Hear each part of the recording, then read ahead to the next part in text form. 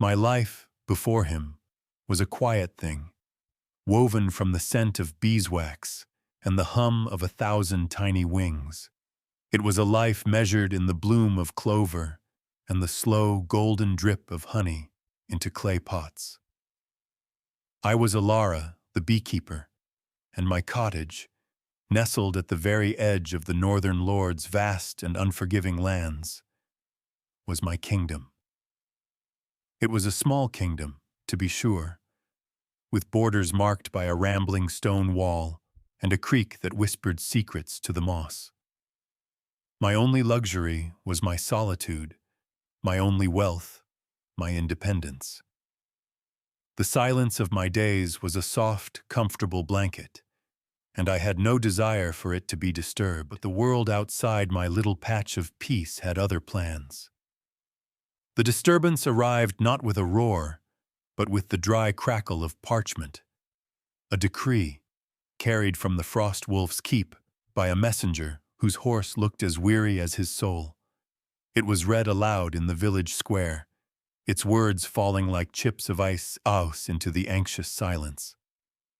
Lord Kaelen, the Alpha of the North, would hold a mate veil ceremony at the next full moon. Every unmarried woman of age, high-born or low, was commanded to present herself. The veil, an ancient and supposedly infallible relic, would glow with the light of the dawn when worn by his destined mate. The villagers erupted in a flurry of whispers, a sound like dry leaves skittering across cobblestones. Hopes and fears, tangled together, a chance to be lifted from poverty, a terror of being chosen by the cold lord of the fortress. Lord Kaelen was a man forged from the landscape he ruled, severe, remote, and beautiful in the way a glacier is beautiful, all sharp angles and frozen stillness. He was said to possess a power as old as the mountains, a second self that ran with the winter wolves. He was a king of ice, and the idea that his heart could be won by a magical piece of silk was, to me, the most profound absurdity I had ever heard. And so, I laughed. It was not a loud laugh, not a performance. It was a small, sharp, honest sound that escaped before I could catch it, a bubble of disbelief rising from the depths of my pragmatic soul. The collective gasp that followed was louder than my laugh had been. The silence that fell in its wake was a physical weight, pressing down on my shoulders. Across the square, standing on the steps of the Great Hall, was the man himself. Lord Kaelen. His attention, a thing as rare and formidable as a winter thunderstorm, had been snagged by that single, insolent sound. His eyes, the precise color of a lake just before it freezes solid, found mine. He did not look angry. He looked startled, as if a stone in his perfectly ordered garden had suddenly spoken. The moment stretched, thin and humming, a string pulled taut between the steps of the hall and the spot where I stood. Then his gaze moved on. The decree was finished, and the crowd dissolved back into its nervous chatter. But the string remained, invisible and resonant, a connection I had not asked for and certainly did not want. A few nights later, the air grew cold with a suddenness that was unusual, even for the north. The wind, usually just a sighing presence, became a thief, snatching the warmth from my cloak and rattling the latch on my door. I was walking the perimeter of my hives, the lantern in my hand casting long, dancing shadows. A scent hit me, sharp and clean, like ozone after a lightning strike, mixed with the wild musk of pine and cold earth. It was the smell of power. I felt a prickling on my skin, the ancient instinct of prey. I lifted my lantern. At the edge of the woods, where the darkness was deepest, 2 points of gold gleamed. Eyes. I froze, my hand tightening on the lantern's handle. It was a wolf larger than any I had ever seen, its fur the color of moonlit snow. The frost wolf, Lord Kaelen's other self. It did not growl, did not bare its teeth. It simply stood there, a creature of silent, immense presence, and watched me with an unnerving, calculating intelligence. It was not hunger in its gaze, it was curiosity. The next morning, the world felt tilted on its axis. One of my thick leather beekeeping gloves, stained with honey and propolis, was missing from the washing line where it had been drying. It was my favorite, worn soft and molded perfectly to my hand. I searched the grass, the bushes, my temper fraying. In its place, tucked neatly into the clothespin that had held it, was a single, flawless raven feather, its blackness so deep it seemed to drink the morning light. It was a beautiful, useless thing. I stood there, staring at the feather, a cold dread mixing with a feeling so bizarre I could not name it. The following day, a small pot of my best clover honey, left to cool on the outer windowsill, vanished, and in its place, a piece of driftwood, gnarled and silvered by the water, shaped like a sleeping serpent. It was strangely lovely, a piece of wild art. It was also undeniably a trade, a very, very strange trade. Was it possible? Could the great and terrible frost wolf, the alter ego of the iciest lord in the land, be courting me? With stolen feathers and riverside debris? The thought was so hysterically funny that I had to sit down hard on my front step, my head in my hands. This was worse than the decree. This was personal. This was mad. My quiet life was not just being disturbed, it was being actively dismantled by a creature of myth who apparently had the romantic instincts of a magpie. The climax of this silent, absurd conversation had arrived 2 days later in the form of the Alpha King himself. I was chopping firewood, the rhythmic thud of the axe a balm to my jangled nerves, when his shadow fell over me. I looked up, and there he was. Lord Kaelen, in all his severe glory, standing by my woodpile. He was not looking at me. He was looking at a point somewhere over my left shoulder, his jaw so tight I thought it might crack. The air around him was frigid, but his ears, I noted with a flicker of malicious satisfaction, were distinctly pink. In his hand, held out stiffly as if it were a dead rat, was my missing glove. The silence stretched. The fortress, I had heard, was a place of profound quiet, but it was nothing compared to the silence that now stood in my yard. He cleared his throat, a sound like a mechanical hitch, a gear grinding in a machine that had long been still. There was, he began, his voice a low, formal rumble, a misplacement of property. He still wasn't looking at me. An item of yours was found on keep grounds. It has been recovered. He held the glove out a fraction further. I did not take it.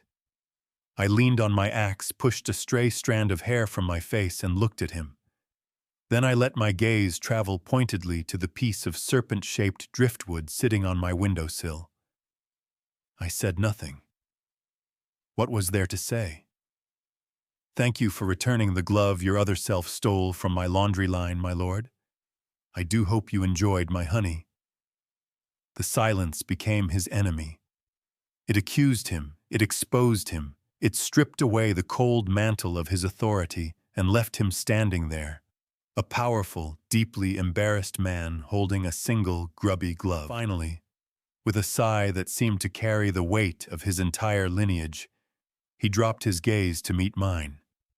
For the first time, I saw something in those frozen lake eyes other than remote authority. I saw a flicker of helpless frustration, a hint of a man trapped in a situation far beyond the scope of any treaty or battle plan. He placed the glove on top of the woodpile. "My apologies," he muttered, the words sounding foreign on his tongue. And then he turned and strode away, his back ramrod straight, leaving me with my axe, my woodpile, and the undeniable, terrifying truth that my life was about to become very, very complicated. The summons arrived the next week. It was not a punishment, the crisp official script insisted. It was a reassignment, a great honor. My extensive knowledge of local herbs and apiary science, a rather grand way of saying I knew my weeds and my bees, was required at the fortress. The head cook, Martha, was developing new preservation techniques, and the keep's apothecary was in dire need of reorganization. It was all beautifully, transparently false. I was being relocated. I was being brought into the heart of the beast, under a pretext so flimsy it was almost insulting. Resisting, I knew, was not an option. One did not say no to the frost wolf. So I packed a small bag with my few belongings, gave my neighbor careful instructions for the care of my hives, and followed the grim-faced guard to my new life. The fortress was a shock to the system. My cottage was a place of soft wood, warm wax, and living things. The keep was a monolith of cold stone, iron, and silence. A silence that was not comfortable, like my own, but watchful. The very stones seemed to listen. The air tasted of old battles and damp granite, and it carried a permanent chill that had nothing to do with the season.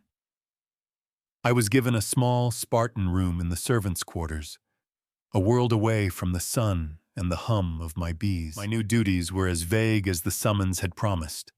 Martha, the head cook, a broad, kind-faced woman with flour permanently dusted on her forearms, seemed baffled by my presence. "Preservation techniques?" she'd said, her brow furrowed. "I use salt, girl, same as my mother and her mother before her." She took pity on me, though, giving me simple tasks and warm bread, her eyes full of a knowing sympathy that I did not yet understand. The apothecary was a dusty, forgotten room, but my real task, I soon discovered, lay elsewhere. I was sent to the High Lord's private library. My official purpose was to catalog and restore a collection of ancient, crumbling herbals stored in the West Wing alcove. It was a task that could take a lifetime, and he was always there. The library was his domain, his sanctuary from the demands of his court. He would sit for hours at a massive oak desk, a mountain of papers and maps before him. The only sounds the scratch of his quill and the rustle of parchment. And so we began to exist in a shared, crackling silence. At first, I was terrified. I kept my head down, my movements small, trying to make myself as unobtrusive as a mouse. The scent of him, that clean, cold ozone smell, was a constant reminder of who he was, of the power he held. But days turned into weeks, and you cannot be terrified forever. Eventually, terror curdles into a kind of weary familiarity. I began to observe him, not as the Alpha King, but as a man. I saw the way the muscles in his jaw would bunch when he read a distasteful report. I saw the faint lines of exhaustion that fanned from the corners of his eyes. I saw him, late one night, when he thought he was alone, press the heels of his hands to his temples with a sigh so profound it seemed to pull the shadows in the room a little closer. He was not a statue carved from ice. He was a man holding up a mountain. He, in turn, observed me. I would feel his gaze on me when I was perched on a ladder, carefully dusting a fragile binding, or when I was hunched over a table, painstakingly tracing a faded diagram of a black hellebore. He saw that I was not afraid of the silence. He saw that I treated the books with a reverence that had nothing to do with their monetary value. He saw me get frustrated with a stuck page and mutter curses under my breath. And one afternoon, when I was trying to balance a precariously tall stack of folios, the top one slid off and landed on the floor with a loud, dusty whoomp. "Rotten thistle," I hissed at it, giving it a light kick. From across the room, I heard a sound. It was a cough, I thought at first. But when I dared to look up, I saw his shoulders shaking, just once. He had his head bent over his work, but I could have sworn, for just a fleeting second, I saw the corner of his mouth twitch upwards. It was the smallest crack in the glacier, but it was there. That tiny crack began to widen. A few days later, I was examining a particularly lurid illustration of a mandrake root, depicted as a screaming, hairy baby. "That book is full of lies," a low voice rumbled from the desk. I jumped, nearly dropping it. He hadn't spoken a direct word to me in 3 weeks. I looked over at him. He was watching me, his expression unreadable. My old, insolent self, the one who had laughed in the village square, stirred from its cautious slumber. "Is it?" I asked, my voice steadier than I felt. Perhaps the author simply listened more closely than we do. A flicker of something, surprise, amusement, crossed his face. The author believed a poultice of goose fat and nightshade could cure a sour disposition. "Well," I countered, closing the book gently, "it might not cure it, but it would certainly make the person quiet for a while." The sound this time was undeniable. A short, sharp huff of air through his nose. It was the Kaelen equivalent of a belly laugh. A dry, strange rapport began to build between us after that. A secret language spoken in the quiet of the library. He would ask me a question about a plant's properties, his voice retaining its formal stiffness, but his eyes holding a different query. I would answer, my tone respectful, but my words carrying a subtle challenge. We were 2 planets locked in a silent orbit, slowly, cautiously, learning the shape of each other's gravity. The cold stone of the fortress no longer felt quite so cold. It was still a cage, but it was a cage with a very interesting warden, and I was beginning to realize that he might be just as much a prisoner as I was. If my life in the library with Lord Kaelen was a quiet, tentative truce, the arrival of Lady Seraphina was a declaration of war. She swept into the fortress on a wave of expensive perfume and cold ambition, her silver-gilt hair coiled in a style so complex it must have required its own architect. She was the daughter of a powerful southern lord, the council's unanimous choice for Kaelen's mate, and she walked the stone halls as if the deed of ownership was already in her pocket.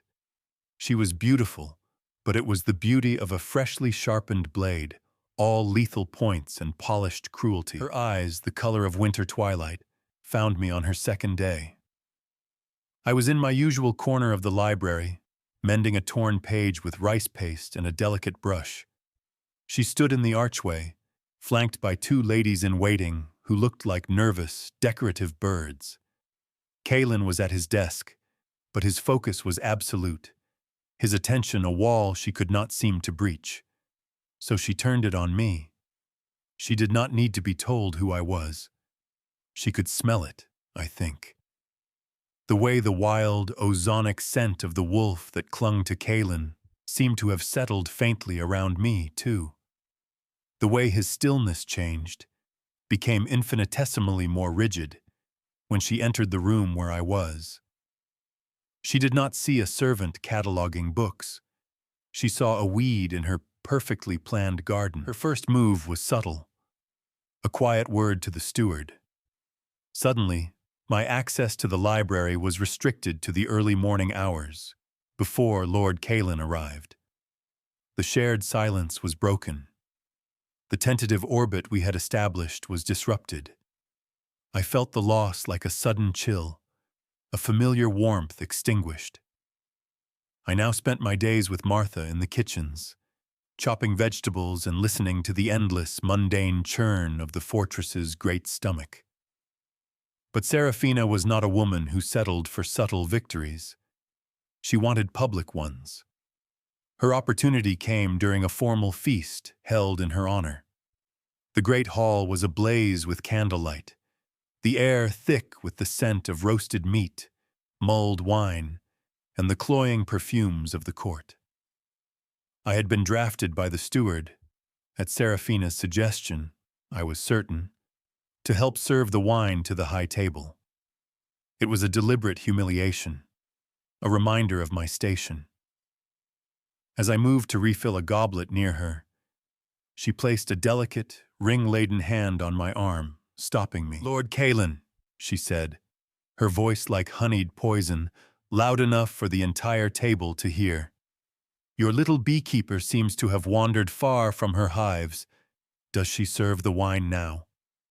Her lips curved into a smile that did not touch her eyes. The court, always eager for a scrap of drama, fell quiet. A few sycophants tittered nervously. I felt 100 pairs of eyes on me, stripping me bare. I was the kennel girl, the kitchen rat, the little brown bird that had flown too close to the eagle's eyrie. The heat that flooded my face was agonizing. I stood frozen, the heavy wine pitcher in my hand, my own words caught in my throat. Before I could find my tongue, before I could either shrink away or say something that would have me thrown in the dungeon, Kaelen spoke. His voice was not loud, but it possessed a quality of such absolute authority that it cut through the hall like a shard of glass. "Elara is a scholar, Lady Seraphina." He did not look at her. His gaze, intense and unwavering, was fixed on me. "She is restoring the West Wing archive, a task that required an intellect I had not found elsewhere in this keep." The silence that followed was of a different kind.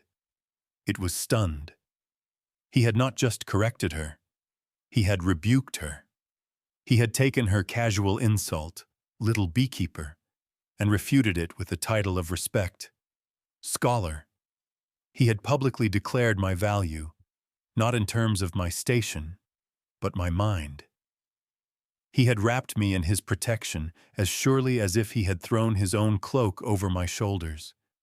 Lady Seraphina's face, for a barest second, was a mask of pure fury. The blade was showing. Then she recovered, forcing a laugh that sounded like breaking glass. "A scholar! How wonderful! We must all find ways to keep busy, I suppose." But the damage was done. The tittering had died. The court had witnessed the exchange, and they understood. The Alpha King had drawn a line in the stone around me. I was no longer just the beekeeper, I was the scholar. And Lady Seraphina now knew, without a shadow of a doubt, that she had a fight on her hands. Kaelen gave me a curt, almost imperceptible nod. A dismissal. I turned and walked from the great hall, my heart hammering not with fear, but with a strange, terrifying, and triumphant hope. Seraphina was far too clever for a direct confrontation. A knife in a dark hallway was clumsy, traceable. Her methods were like her beauty, sharp, cold, and designed to look like something else entirely. Her attack came a week later, cloaked in the mundane routine of my work. I was back in the apothecary, a concession Kaelen had forced without a word being spoken. The library remained off-limits, but the dusty apothecary was now mine. I was preparing a batch of infused oils for the kitchens, a blend of rosemary and thyme meant to preserve roasted meats. Among the dried herbs and vials delivered to my workbench was a small, unlabeled cruet of dark, viscous oil.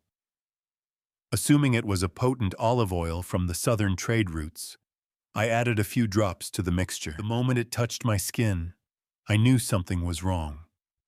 A tingling started in my fingertips, which quickly escalated to a furious, burning itch. I plunged my hands into the basin of cool water I kept for washing herbs, but it was like trying to douse a chemical fire. A frightening numbness began to creep up my fingers, my skin turning an angry, inflamed red. Martha found me like that, my teeth clenched, my hands submerged in the now tepid water. Her kindly face went grim. She sniffed the air, then my hands, her nose wrinkling. "Wolfsbane," she whispered, her eyes wide with fear. "Gods above, child. Concentrated." The name hit me like a physical blow. Wolfsbane. Harmless to most humans in small doses, but a legendary poison to we're creatures. For someone like Kaelen, who shared his soul with the frost wolf, even the scent could cause distress. A sufficient dose, ingested or absorbed through the skin, could be agony. It could be fatal. The oil wasn't for me.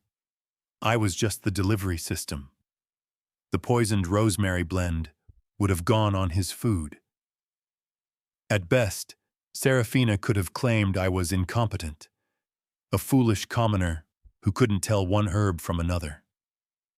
At worst, I would have been branded an assassin and executed, her rival removed permanently and justifiably.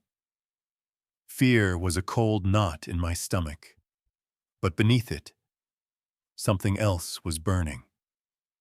A white-hot rage. She had underestimated me. She thought I would run, or hide, or weep. She thought I was a frightened rabbit. She was wrong. Martha helped me bind my raw, swollen hands in clean linen cloths. I took the small, wicked vial of wolfsbane oil from the workbench, and I marched. I did not know the Alpha King was in a full council meeting in the Great Hall. I did not care. The 2 guards at the door, massive men in black iron, moved to block my path. I did not even slow down. "He will see me," I said, my voice low and shaking with fury. Something in my face, in the sheer force of my will, made them hesitate.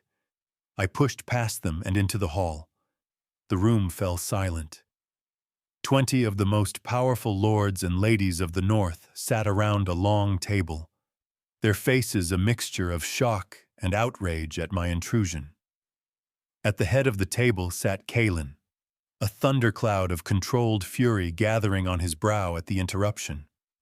Beside him, looking serene and perfect, was Lady Seraphina.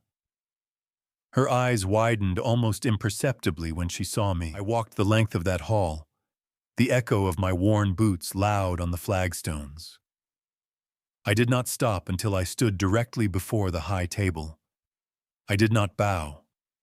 I did not ask permission to speak. I held up my bandaged hands for him to see. Then, with my uninjured fingers, I placed the vial of wolfsbane directly on the polished wood in front of him. "This was found among my supplies, my lord," I said, my voice ringing with a clarity that surprised even me. "It was meant for your food, I believe, delivered by my hand." Kaelen's face, always a carefully constructed mask of impassivity, finally broke. He looked from the vial to my bandaged hands, and a sound escaped his chest. It was not a word. It was a low, guttural growl that vibrated through the very floorboards, a sound of pure, primal rage. His eyes, when they lifted, were no longer the color of ice. They were molten gold, the feral, burning eyes of the wolf. The temperature in the room plummeted, the air growing thin and sharp. The collected lords shrank back in their seats, their faces paling. This was not the Alpha King, their ruler. This was the frost wolf, the predator. His gaze locked on Seraphina, and in that moment, she was no longer a high-born lady. She was prey, and she knew it. The bond I had felt as a thin, humming string had just become a chain of forged iron. The attack on me was an attack on him, and his fury was a storm about to break. Kaelen did not drag Seraphina to the dungeons. He did not have her questioned under duress. His response was colder, more public, and infinitely more damning. He announced that very evening that the mate veil ceremony would be moved forward.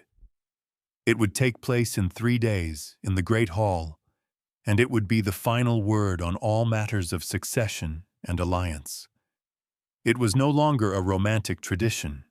It was a tribunal, and the entire court knew it. The air in the fortress grew thick with a dreadful, exhilarating anticipation. I was expected to be there, of course. Every unmarried woman was.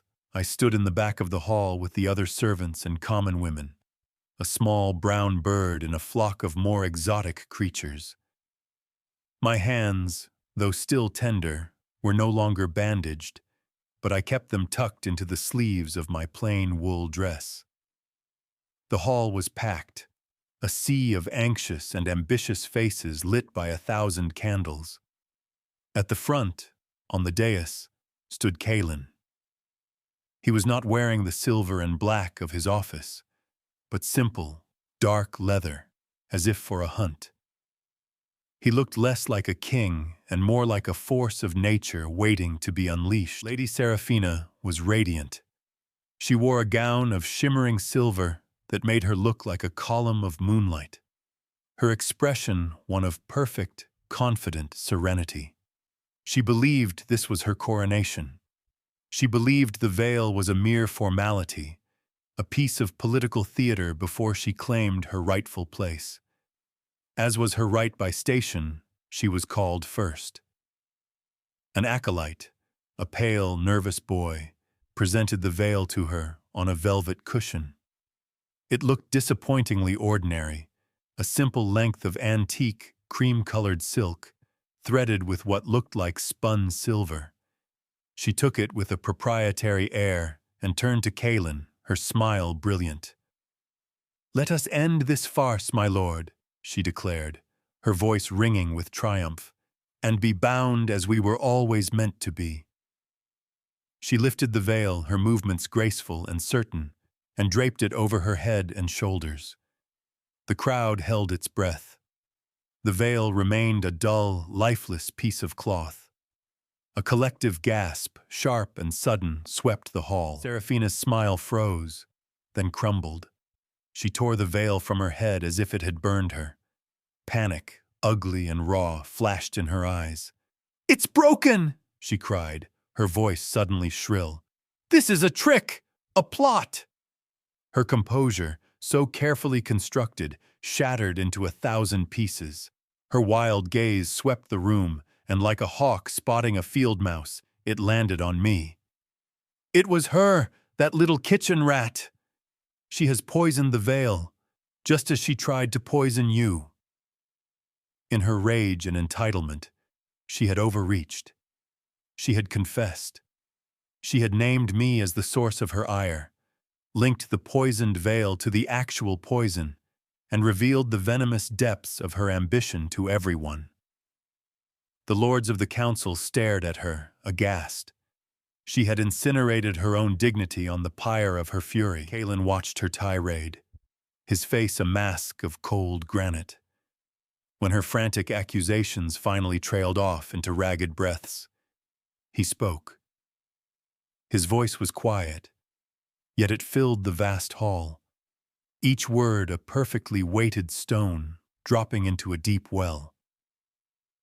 "The veil is not broken, Lady Seraphina. It simply seeks a heart, not a title." He paused, letting the condemnation hang in the air. "You are exiled from my lands. You will leave this fortress now. If you are seen within the borders of the north after sunrise tomorrow, you will be hunted, not as a lady, but as the predator you have revealed yourself to be." He did not raise his voice.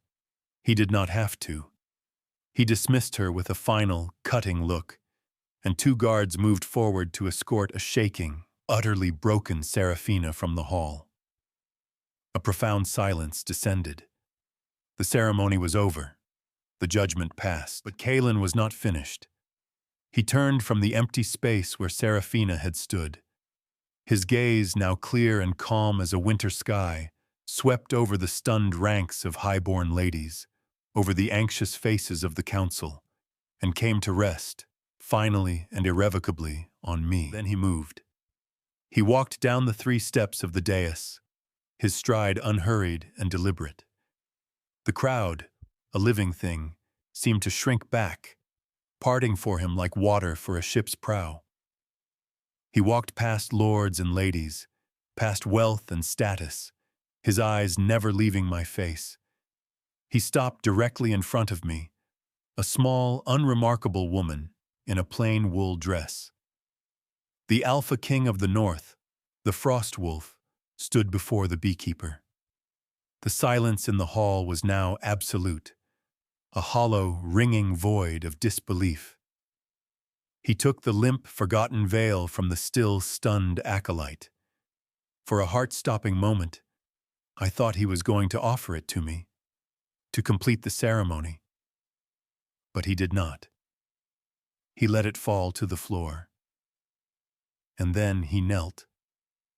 Before the entire court, before his council, before every woman who had hoped to be his mate, the great Lord Kaelen bent his knee. The gasp this time was silent, a vast, collective intake of breath. He was not looking at my face. He was looking at my hands, still hidden in my sleeves. He reached out and gently took my right hand, pulling it from its hiding place. Then he reached into a pouch at his own belt. His voice, when he spoke, was not the rumble of a king, but something deeper, warmer, and meant only for me. "Elara," he said, the sound of my name a balm on the raw silence. "My apologies for the theatrics." He paused, and a flicker of the man I knew from the library, the one who had almost smiled, appeared in his eyes. "I believe you dropped this," and he held out his open palm. Lying there was not a crown, not a jewel, but my worn, battered, honey-stained beekeeping glove. He was not offering me a title. He was returning a piece of myself that he had stolen, and in doing so offering me all of himself in return. He was not choosing a queen. He was choosing me. In the weeks that followed, the fortress learned to breathe again. The departure of Lady Seraphina was like the lancing of a boil, releasing a pressure that had been building for months. The council, faced with their alpha's undeniable choice and the public humiliation of their own candidate, fell into a grudging, resentful silence that eventually softened into acceptance. The world righted itself, but it settled on a new axis, one that now ran directly through a former beekeeper's cottage. My life was transformed. I was no longer in the servants' quarters, nor was I confined to the dusty apothecary. My new home was the Lord's solar, which quickly became our solar. The cold, formal space began to change. A loom appeared in one corner, for me to weave on during the long evenings. Jars of my herbs sat on the windowsills, their earthy scents mingling with the smell of wood smoke and old parchment. The fortress, stone by stone, was learning the warmth of a home. One evening, a month or so after the ceremony, a soft snow was falling outside, blanketing the world in a pristine silence.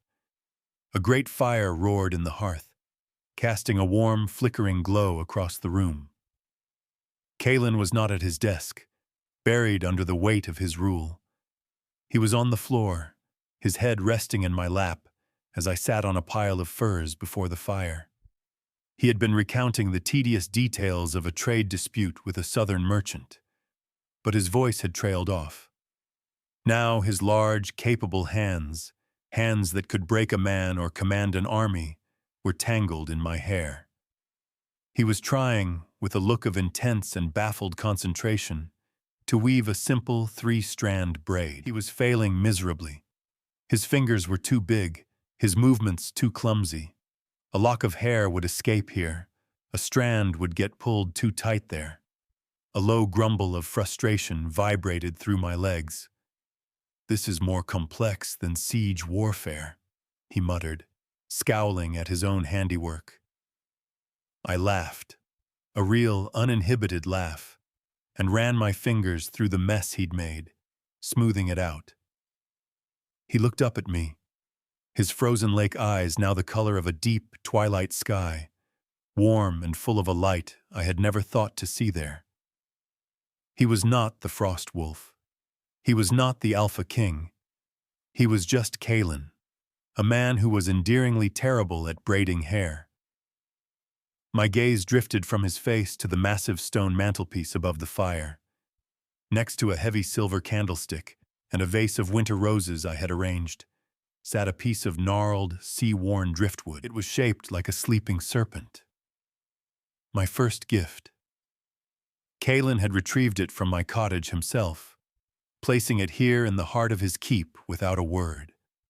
It was a strange, wild, and beautiful thing, a silent testament to the bizarre, fumbling beginnings of our story.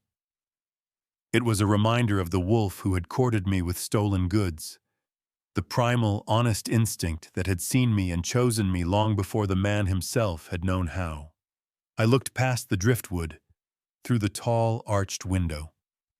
For as long as anyone could remember, the first frost had always clung to the fortress walls, a permanent rhyme that spoke of the Lord's cold heart. But now, though the snow was falling, the stones of the keep were dark and clear. The chill that had radiated from this place for a generation was gone. In the sheltered courtyard below, a few of the hardiest roses were still stubbornly, impossibly, in bloom, their deep red a splash of defiance against the white landscape. Their scent, faint but true, rose on the still night air. The wind that curled around the turrets was no longer a thief.